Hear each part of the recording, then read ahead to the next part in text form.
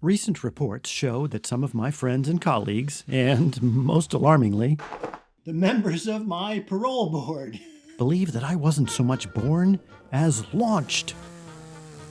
That I live in a 24/7 idea factory. Wow. And am on some chemically enhanced joyride. Screaming along in the fast lane with the accelerator mashed. I'm good. Doing dangerous nutjob things while I stick my head out the window and howl at the moon.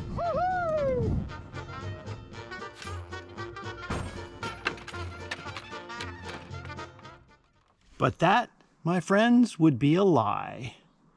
I mean, it's all true. It's not a balancing act, not a persona or affectation. I don't flip a switch and pop up from under the floorboards. I'm not pretending to be my own gleeful avatar. My public and private behavior are the same, except in public, I make sure that my socks match. It's a lie because it's not the whole story. Sometimes, even in the midst of an imagination frenzy, the lights go out.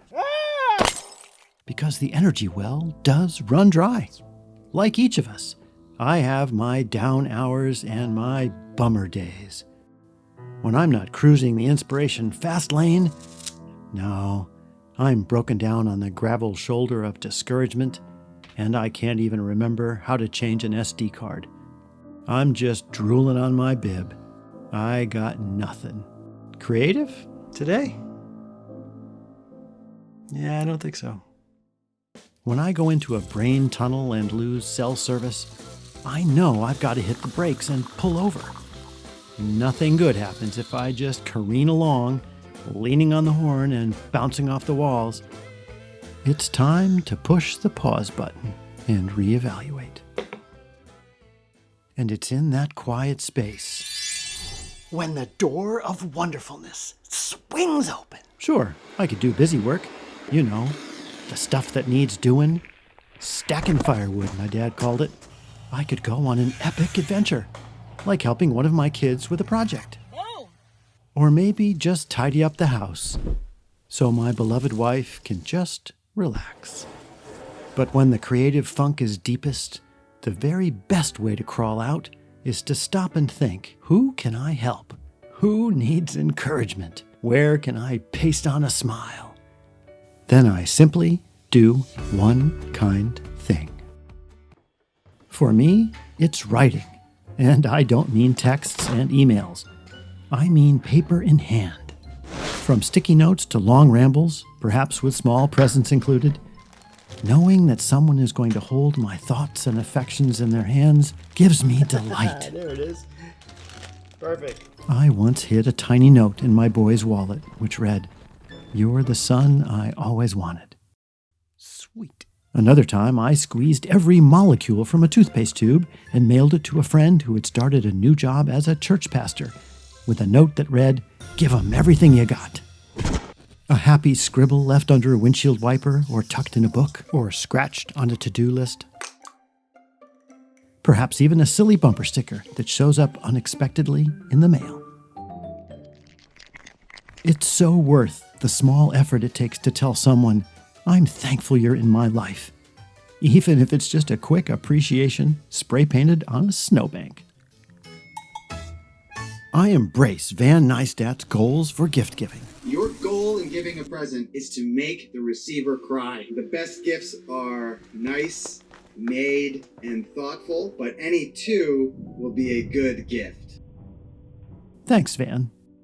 While we creative people strive to make the world a better and more cheerful place, our passion and hyper-focus can isolate us.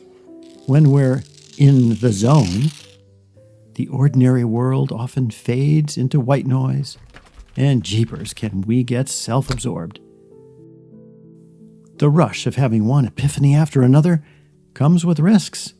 We can burn out, lose touch, and even forget that, yes, there are actually other people out there, and that can suck the energy out of us. And that's when we must step out of the zone, get away from ourselves, and do kind things.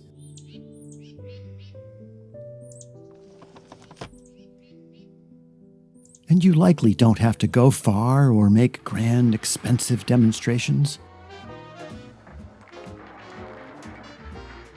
Remember, even a single word at the right moment can make a stranger smile.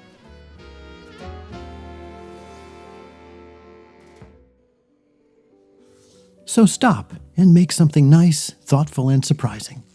Small, simple gestures are best. And just imagine that distant smile. And the time and effort spent stepping away from your current creative obsession, giving your mind some breathing room, swinging that door of wonderfulness open and focusing on the people in your life, well, I'm certain that in no time your energy and imagination will begin to soar again.